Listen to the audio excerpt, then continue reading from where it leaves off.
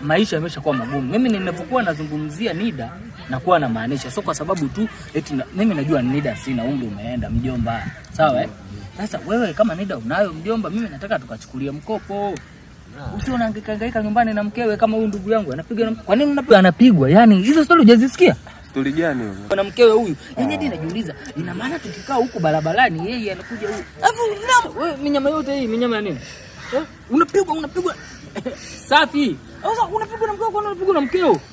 Ndio mwenyewe mjeda wewe unamuonaje kwanza? Ngoja kwanza. Jomba, ni kweli unapigwa na mke wako? Anakudanganya bwana wewe. Ni kweli?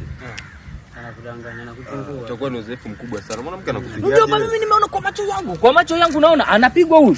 Kwani mjomba, hizo stories za mtu kupigwa akiwa yuko ndani ya ndoa kweli au ni uzushi? Mjomba, unapigwaje ukiwa ndani ya ndoa? Hizo stories zipo. Lakini unapigwaje wewe kama mtoto wa kiume ukiwa ndani ya ndoa? Wewe si ndio mwanaume? Kwa nini upigwe? Huyu ni mjinga au huyu? Basi tumshauri. Wewe ni mjinga wewe? Mimi naona kama isidingwe.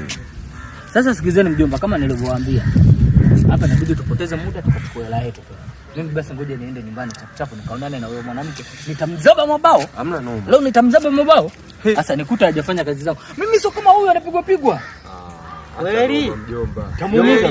Kweli au unatudanganya? Nenda hivi kachukue. Sisi tunakusubiri. Few moments later. Yaani mwanamume anamwambia kila siku.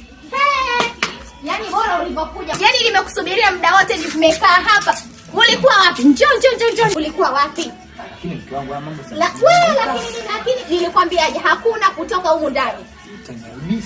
Bora wajue ili wasikuchukue siku nyingine wanakupigisha story kana mke wako. Njoo kachukue vyombo uoshe, kachukue vyombo. Wewe, piga magoti hapo haraka. Tena. Piga magoti uniombe msamaha. Kumbe uniombe msamaha wewe. Mikono juu, ita mvua mpaka inyeshe. Usifanye hivyo.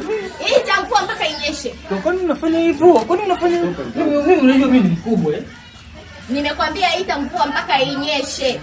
Mwangalie kuzurura na mvua ikinyesha utoe vyombo ndani uoshe.